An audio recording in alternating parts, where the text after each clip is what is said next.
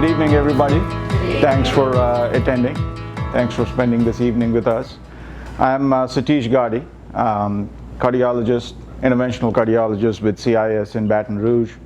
I've been there for 13 years now.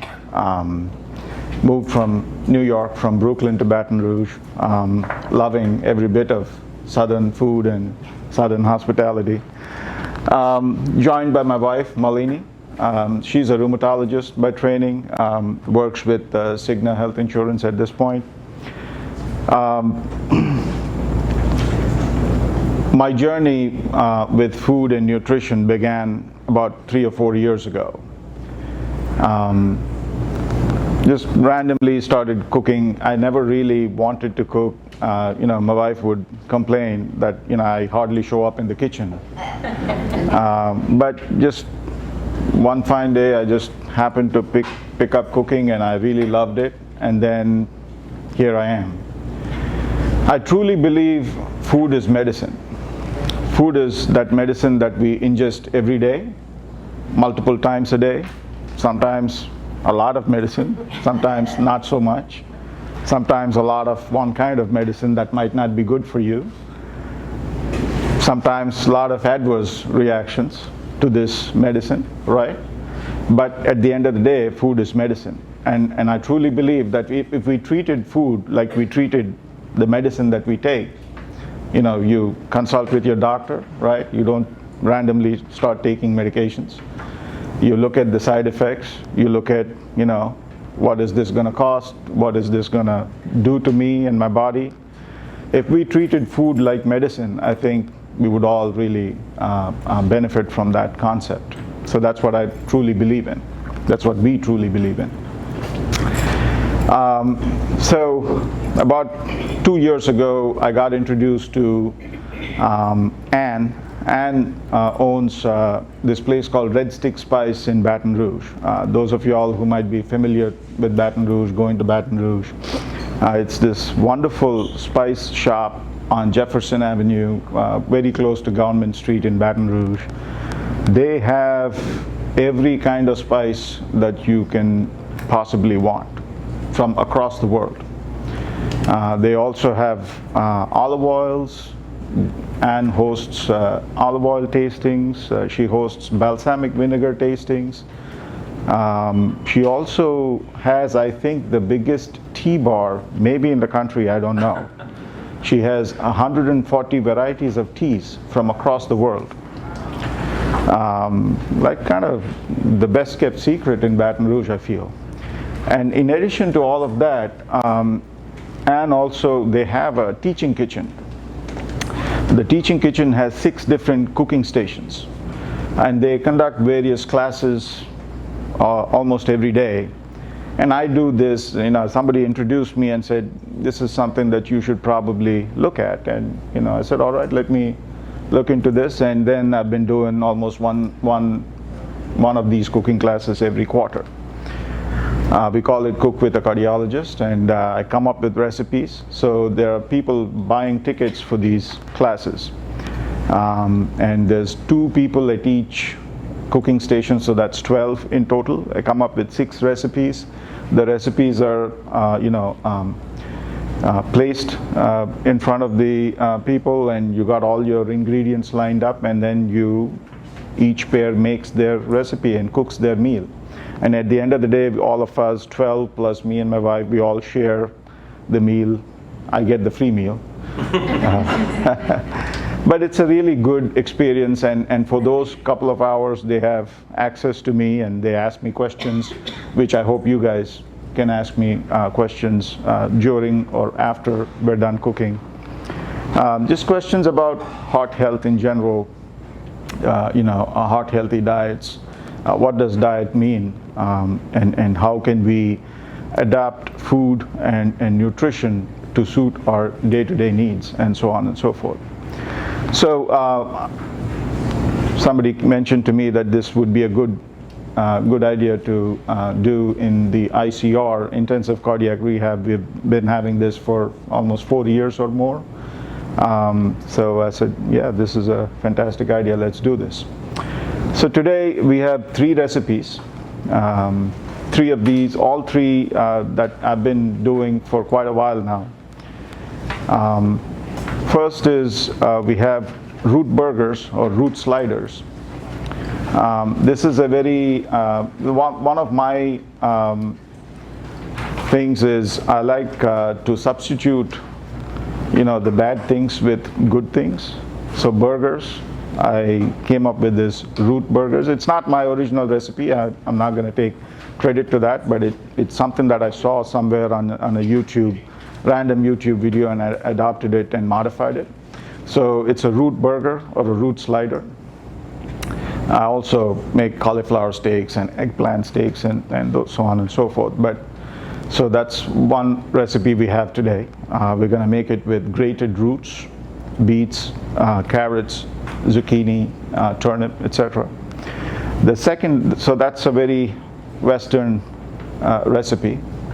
The second is chicken shorba, which has a Persian heritage. It is from the Persian kind of Middle Eastern lineage. Very simple dish, something that you guys can do in your day-to-day lives. Very simple. Essentially, throw all those ingredients in a Instapot, crock-pot, Dutch oven, what have you, and just leave it on for 30 to 40 minutes. Do your chores, come back, and you have a delicious, flavorful stew ready for you, healthy, that you could eat. And then the third one is a very authentic Indian curry. I'm an Indian, my wife's Indian.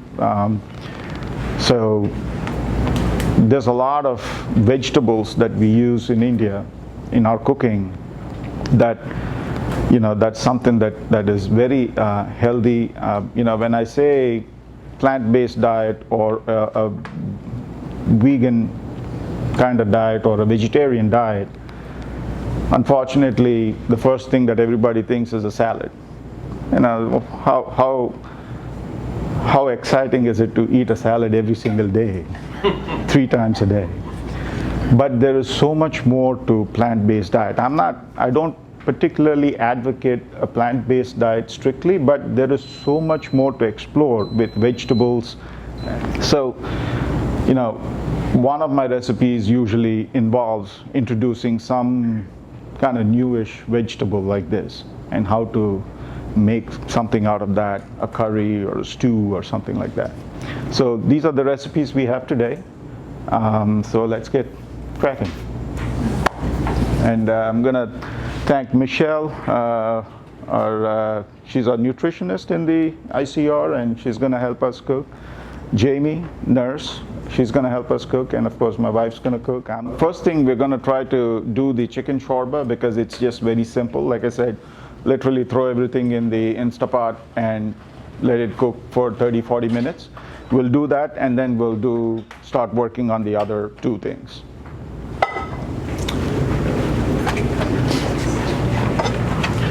So we got the Instapot. We're just going to throw everything that we've already chopped up, the onions and all the list of ingredients that are there, chicken. We dice them into like small pieces. We kind of chop up the chicken, the boneless, skinless chicken, and the onions. And all of these, the dicing and the chop, if you see, they're not like finely chopped. You can chop them however you want, however roughly you want. You don't have to spend time trying to chop finely or anything like that. Even the onions, like literally, you could even throw in big pieces of onions because it's all in the Instapot. It's going to get cooked anyways. And all you're trying to do is have a stew that has the flavor with the vegetables, with the little chicken. So you have the flavor, and it's easy, 30-40 minutes. You throw it in there, and then you do your chores, come back, and it's ready for you.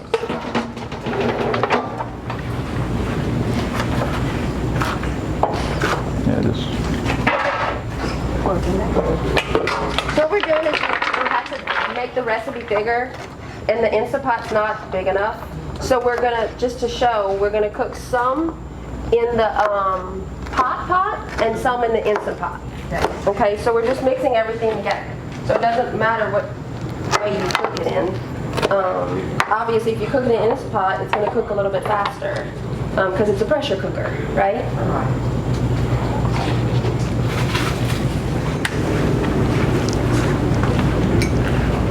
Just putting some cloves. We threw in 1 cinnamon stick here.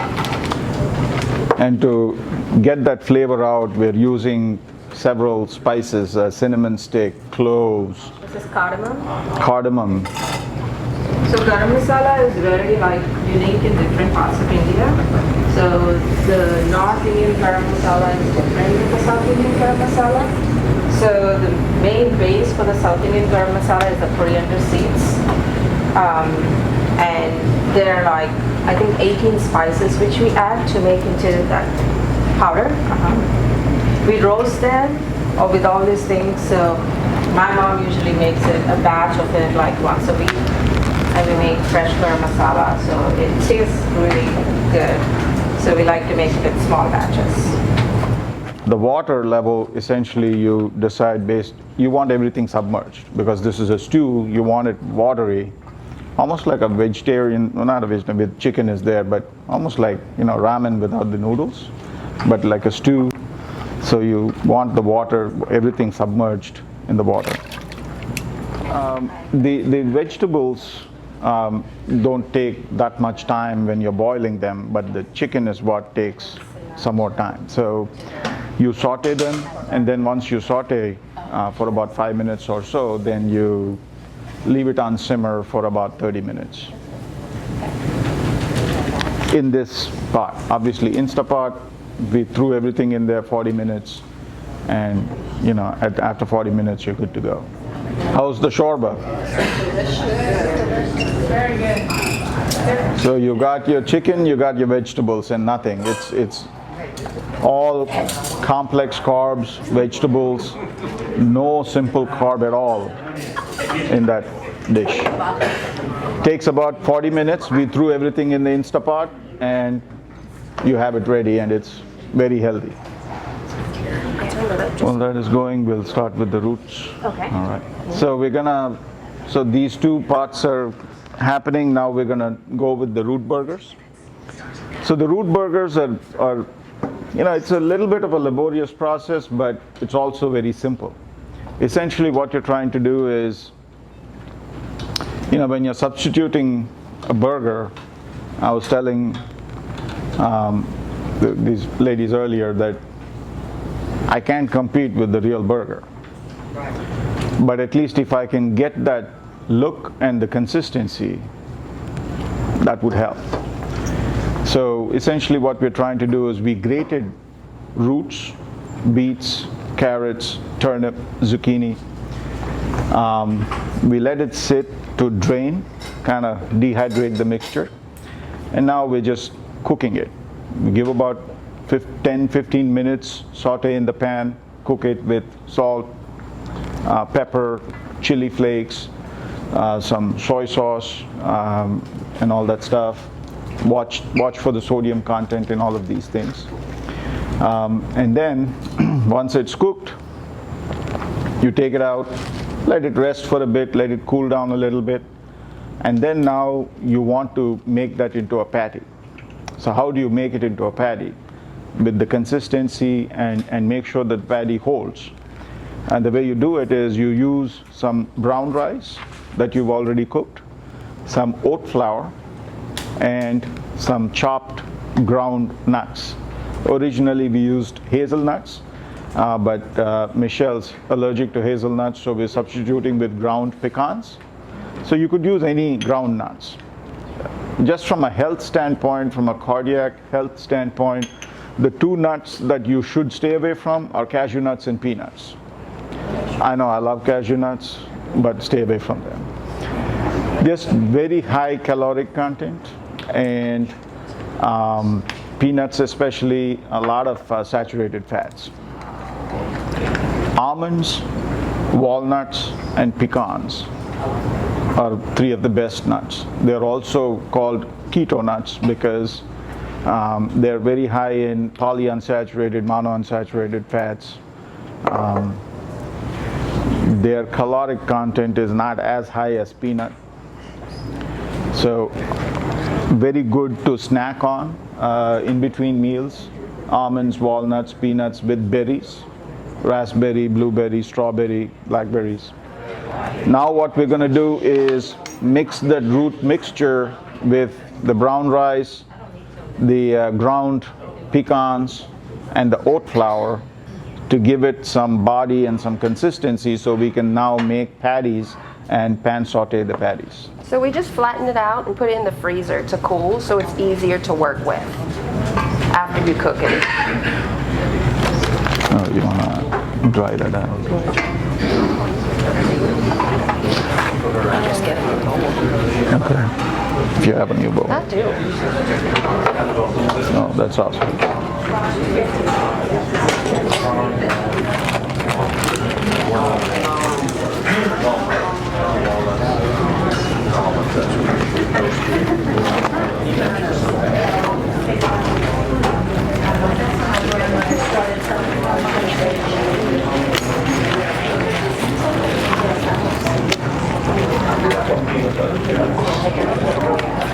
Consistency, so I can make the patty and make sure I can, pan saute the patty. Little more oat flour. Need a lot of oat flour. Yep, perfect. Yep.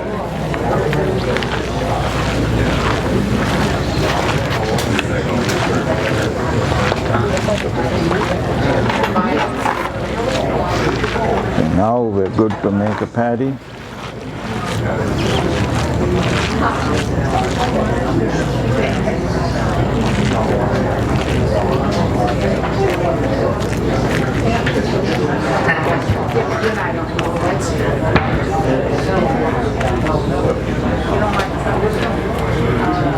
And that pan is still on. And now all we need to do is plate it on a nice bun. Put your lettuce, your tomato. We use avocado mash to substitute for mayo, and you got a beautiful burger. It's healthy, it's guilt-free, and you can eat as many as you want.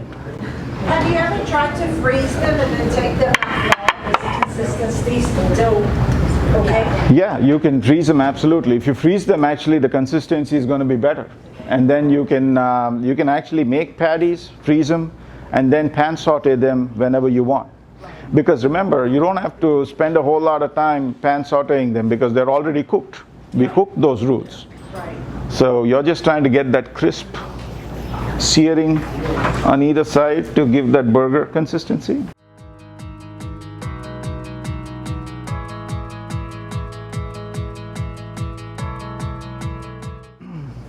Diet industry as a whole is a multi-billion-dollar scam, in my opinion, and I'm going to be honest with you guys.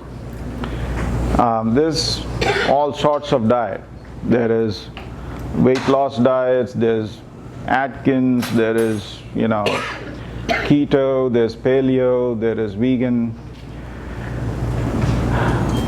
One of the things that we need to realize is, if you look at anthropological origins, human beings, we evolved around, I think about 500,000 years ago, 500,000, thereabouts.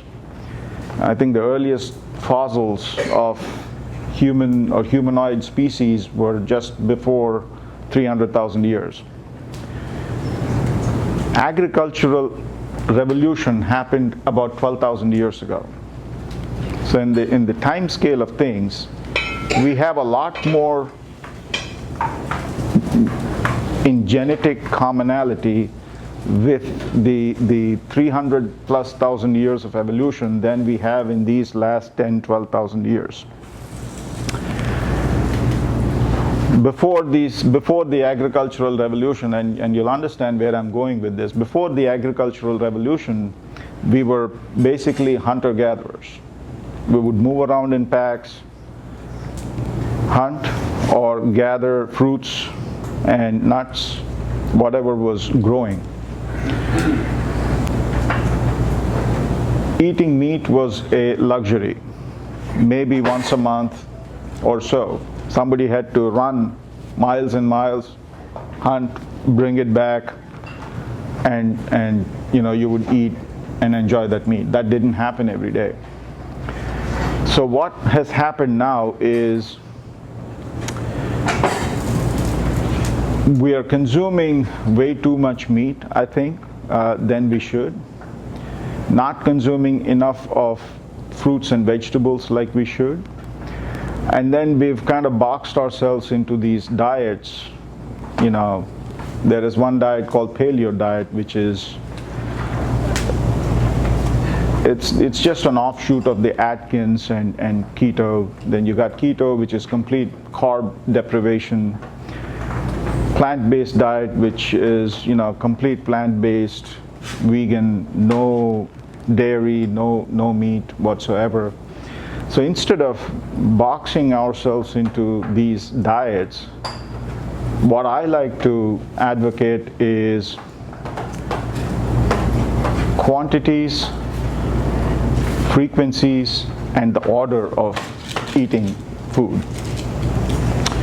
So if you have a meal, and if the meal has, you know, your carb, your protein, and, you know, carb/starch, protein, and some fats, always eat the vegetable and the high fiber food first. Make sure your plate has something that has very high fiber content, because that is what is going to protect you during that meal and going forward.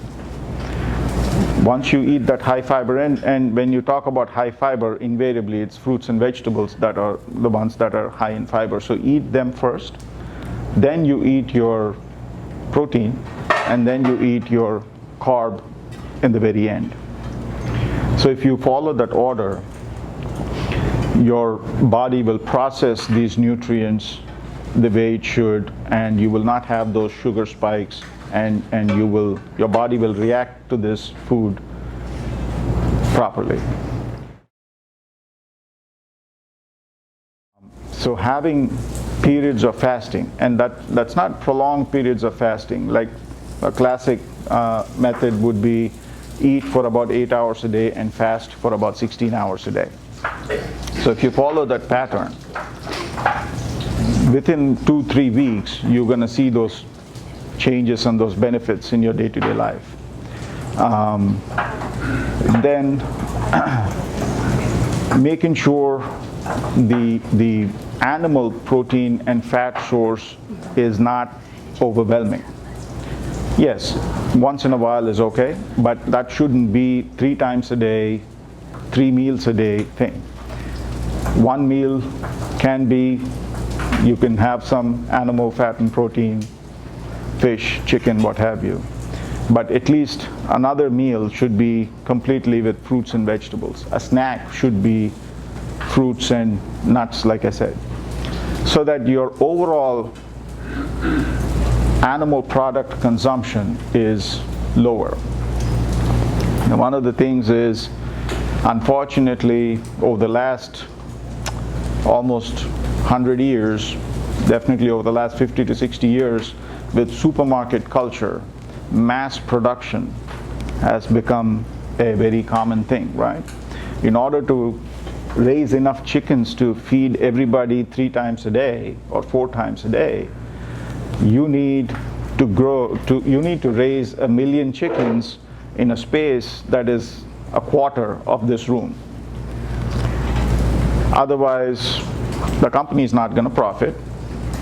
All right? If every company raises chickens that are pasture raised and free range, they're not going to profit.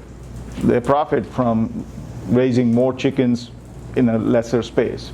That means overcrowding, infections. So now you have to pump the animals with antibiotics. And I'm using chickens as an example, but that's applicable to every other animal protein source. Antibiotics. So now infections are there, you've controlled them with a lot of antibiotics, their growth is stunted. You want that chicken fat. Otherwise, you want to have that chicken give you extra meat that you can sell for the profit. So now you're going to use growth hormones. So the chicken that we are eating today is completely different from chickens that were there, 100 years ago. So when you regularly seek animal fat and protein, these are the problems that we're going to run into. Even fish, they're raised in farms. Most of the fish that you buy, if you are going out on the Gulf shores, and I'm sure a lot of you guys love to fish around here, but if you are going out into the bayous or into the Gulf shores, deep sea fishing and catching your fish, great, that's healthy. But the fish that you buy in the supermarkets, they're raised in farms, not unlike the chickens, a lot of fish in a small pond, pumped with antibiotics and growth hormones. Absolutely not healthy. So those are the problems we're going to run into when you seek regular, multiple times a day of animal fat and protein, which is where vegetables, although, don't get me wrong, vegetables are also mass produced, right? They're also sprayed with all sorts of insecticides and stuff. But the advantage with vegetables is you can wash most of them off. They don't really get into the vegetable itself, into the meat of the vegetable itself, most of the times. So you can wash them off. Typically what I like to do is wash all the vegetables and fruits with baking soda. Good way to take all that outside pesticides and everything out. And then because the plant, when it grows its vegetable and fruit, it doesn't incorporate all the chemicals that they might put. So there's that little advantage with fruits and vegetables. So having a lot of fruits and vegetables in your diet invariably becomes more healthy than having a lot of animal fat and protein. So by no means I'm not saying don't stay away from animal fat and protein. But in moderation. Remember the source. If you can go catch your fish, fantastic. If you can raise your cow, great. But that's not an option to most of us. So then when you're getting it from the supermarket, once a week is good. But every day, 3 times a day, probably not so good.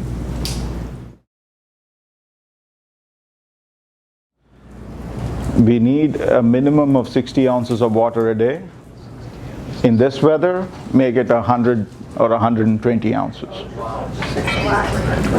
And what is the first thing you should put in your mouth? Water. The first thing is water. Before your feet hit the ground. And the first food item that you should put in your mouth is what? Fiber? Fiber. Absolutely. In any meal, make sure you have fiber and make sure you eat that first. What fiber does to your body is it automatically lowers what we call your glycemic index. So if you ate this and then a little bowl of ice cream, the sugar rush that you would have from that ice cream would be curtailed because of the fiber that's contained in something like this. So when you explore diet and nutrition, the order of eating things is also important. So just a little tidbit.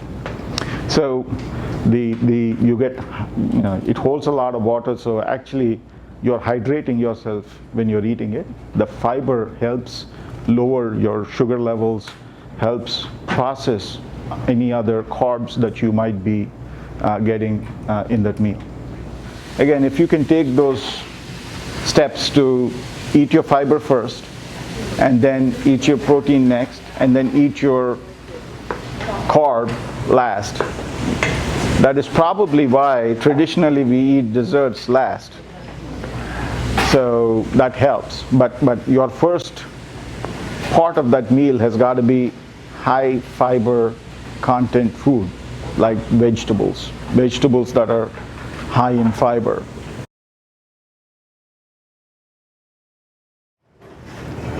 What kind of oils to use in what kind of cooking?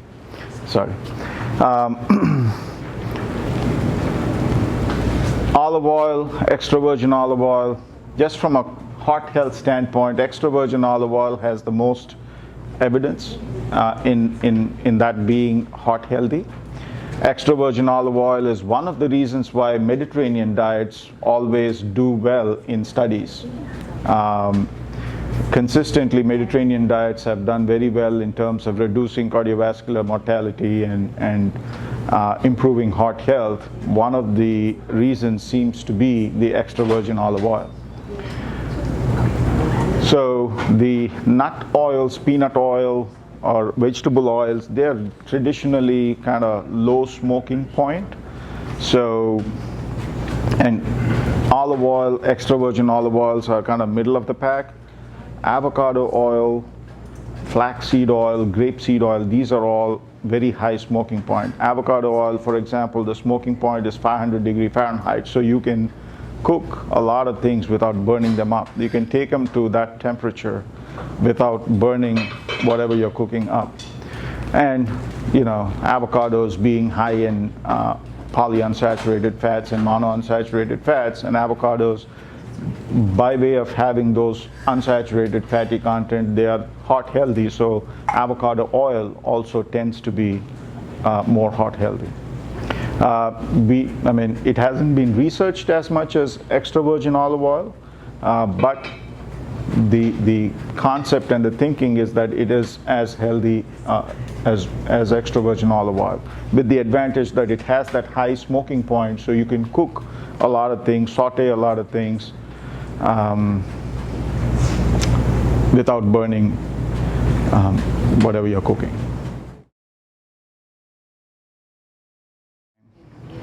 One myth is, you know, raw sugar is better or cane sugar is better. Sugar substitutes are as bad as sugar, if not worse. What sugar substitutes do is they mess up your metabolism, they mess your liver up.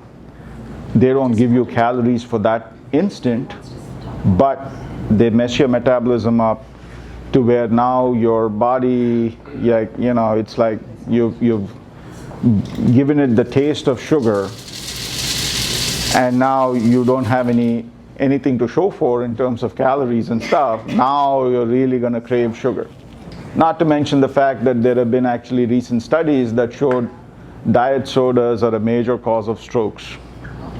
Wow. Not to also mention the fact that Diet Coke has aspartame that has been linked to cancer.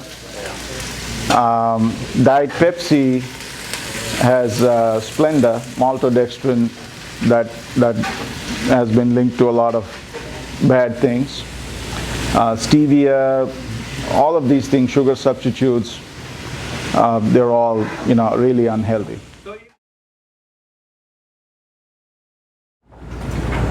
It is always good to get up from the table a little hungry, right? Don't eat to where you're full, because that eating to complete fullness does two things that are not good. Number one, chances that your sugar, and everything that you eat is broken down into sugar, fatty acids, and protein. There's a lot of sources of sugar other than anything that is sweet. For example, ketchup is a lot of sugar.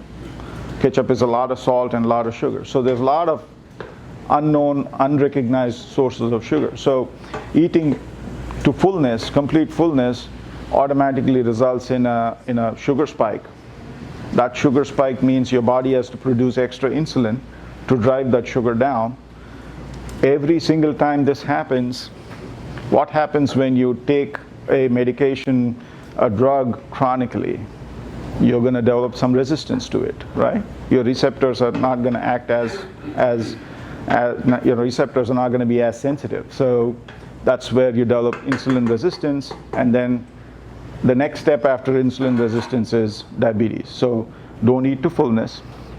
The second thing is, very important, when you eat to fullness, the more you eat, the more quantity, the more blood is being diverted from everywhere else to your gut,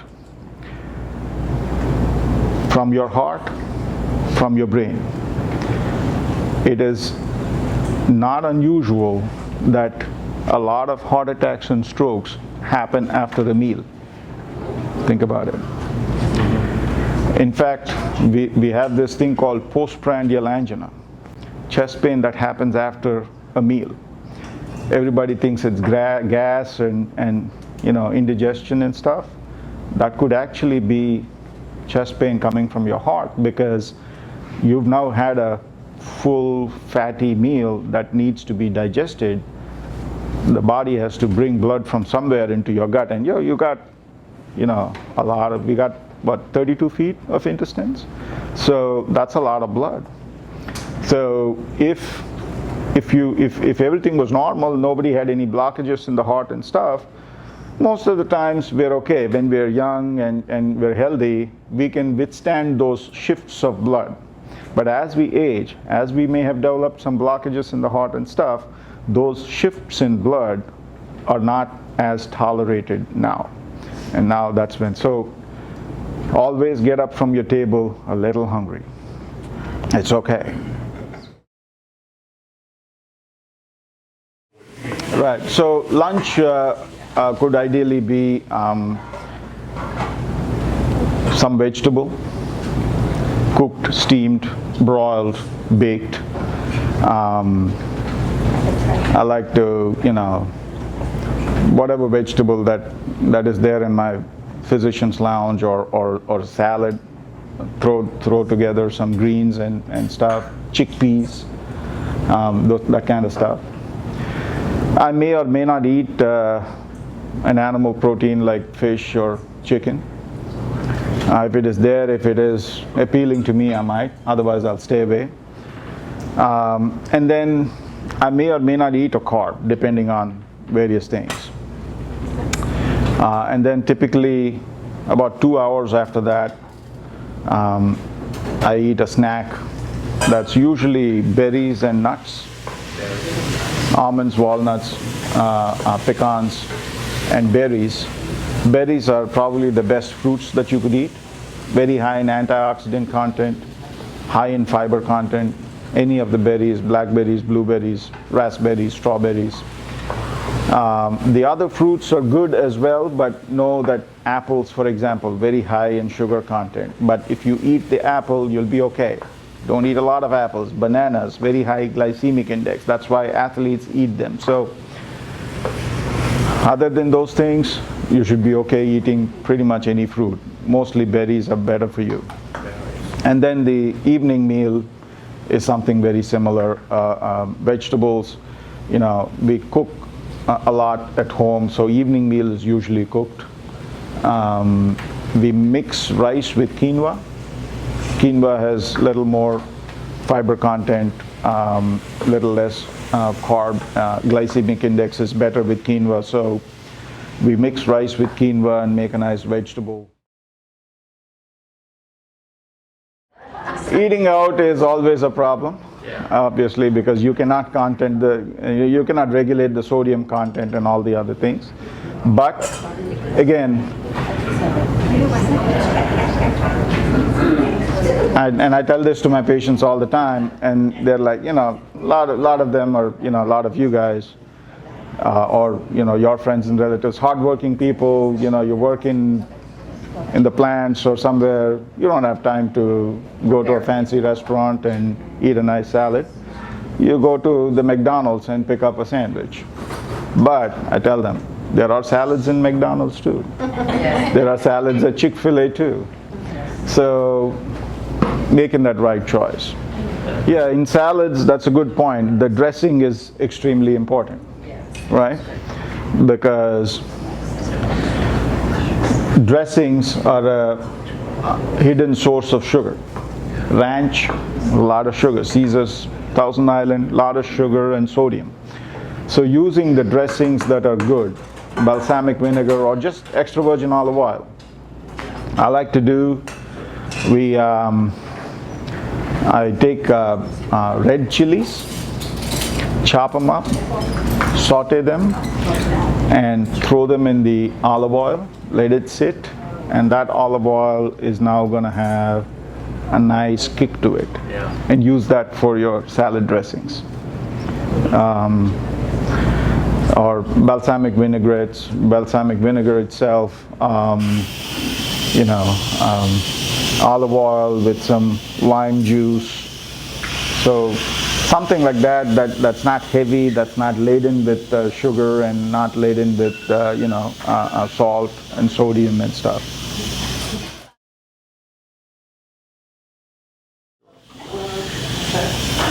So just from an evidence standpoint, we used to think that alcohol in moderation is okay. We used to also think that there is a certain amount of alcohol that could be beneficial to your heart. There was an old study that, it was a bad study, but it showed that wine, especially red wine, was good for your heart. And that is how, that whole concept of red wine being good for your heart came. Now we firmly know that no alcohol is good for you. No amount of alcohol, no frequency of alcohol, not good for you. But again, look, I enjoy my glass of wine. I'm not going to stand here in front of you and act like, I'm a saint. I enjoy my glass of wine. Again, your wine is your carb. So at your meal, you have your vegetable, your protein, skip the carb and have a glass of wine. Because your wine is your carb for that meal. Yeah. So if you think about it that way, you'll be good. Skip your carbs, skip your dessert, have one, you can have 2 glasses of wine, you'll be good.